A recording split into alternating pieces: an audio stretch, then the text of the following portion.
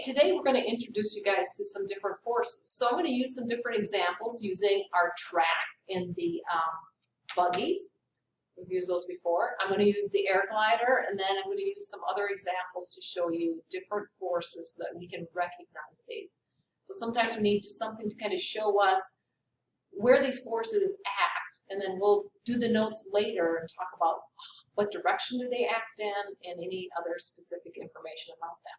So for my first one, I've got our track, and it's on a ramp. It's a ramp, and I'm going to put the two constant velocity buggies on. Now, this buggy I have not adjusted at all, so it is the normal buggy, the red one. The blue buggy, I took off the grippy treads on the wheels, so I have one more to take off. So I'm going to take these ones off, and we're going to just see a force here that acts on this. So what I'm going to do is I'm going to start the buggies, and then I'm going to let them go up the ramp, and we're going to watch the motion of them. So we should be able to see there's going to be a difference in motion, especially this one, since I took the grips off of the tires. So here's the first one. This would be normal. Looks like it's going up the track like it should.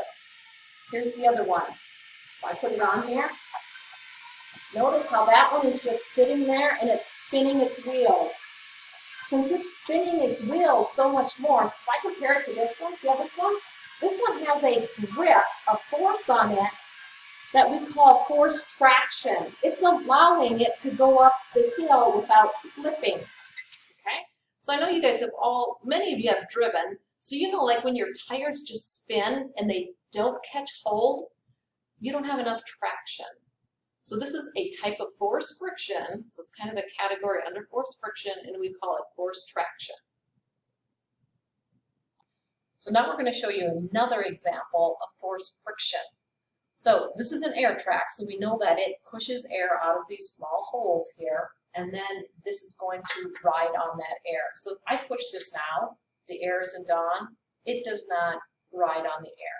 So here's what we're going to do is we're going to turn it on, and we're going to let this glider ride on the air. I'm going to give it a push, and then while it's moving, I'm going to turn off the air, and we're going to watch the motion of this glider.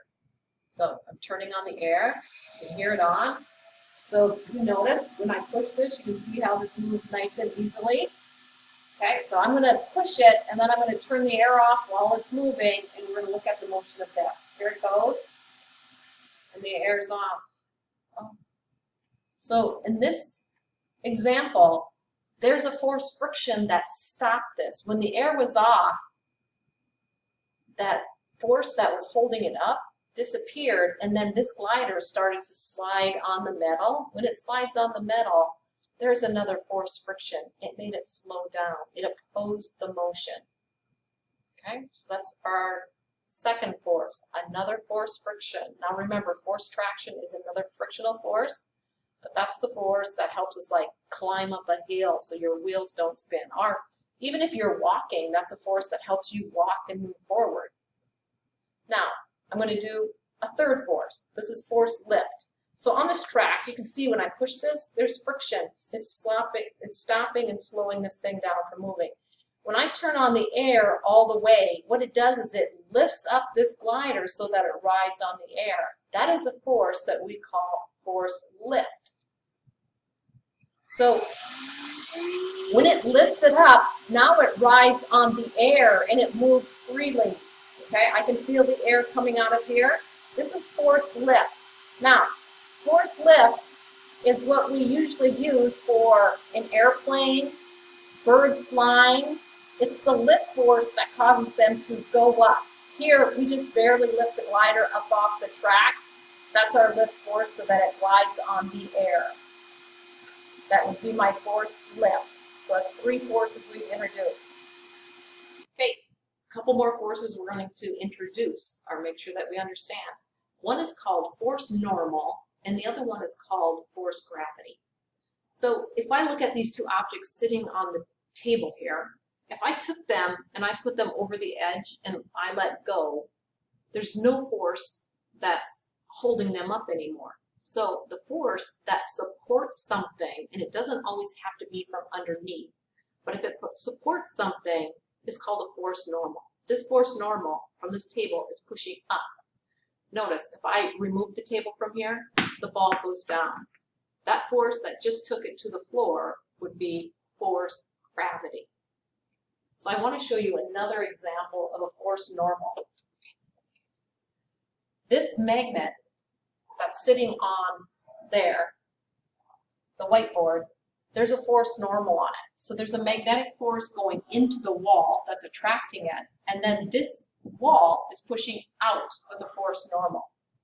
So there's another example of a force normal. So a force normal doesn't always have to be on the underside of something. It just has to be supporting something on any side of it. So there's a force normal, force weight. I'm not going to drop this over the edge just because it's expensive equipment. So we've got force gravity, pulls things down. Force normal is supporting things, and it, like we said, it doesn't always have to be from the underside. It could be from any side of it. Now, my next force that I want to introduce is called force tension. Okay? This metal ball that is on the string is being held by the string.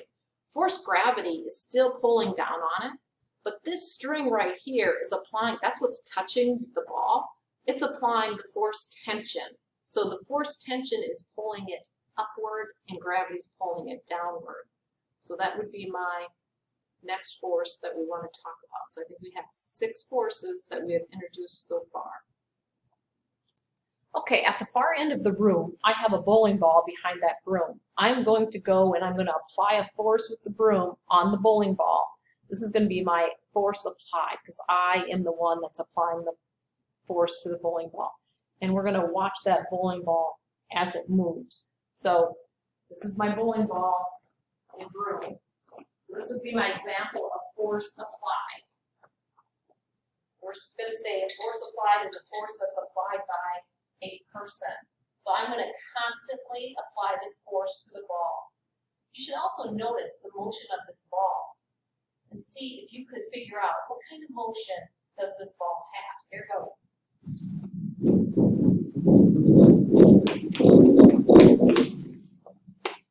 Okay, so I stopped that. I want to also do another thing with this bowling ball and kind of show you. So this would be my force applied.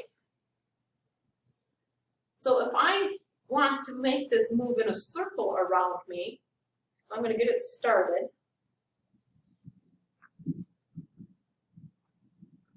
This is my force applied. You can see I am pushing with the broom to keep this going in a circle. And if you notice, I wish you could do this, you could feel that you have to push always towards the center to make this ball go in a circle.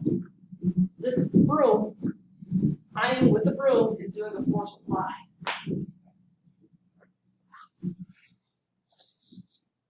So this is the last force we're going to introduce you with an example. So this is force air resistance. So I have just a tennis ball and a piece of paper. Now we have talked about that. Gravity pulls everything to the earth the same weight. Last unit we called that constant acceleration, and that was like a negative 9.8 meters per second each second. If you notice, when I drop these two, the ball and the paper, there's definitely a difference in their falling. And that reason is due to what we call air resistance. So that would be the force air that's acting on the paper and it's pushing up on the paper, slowing it down. So if we watch that again, you can definitely see they drop from the same height. There's a difference because of that force air. Okay? Sometimes we call that also force drag because it could also include when something's moving through water, there's a drag force on it as it's going through the water.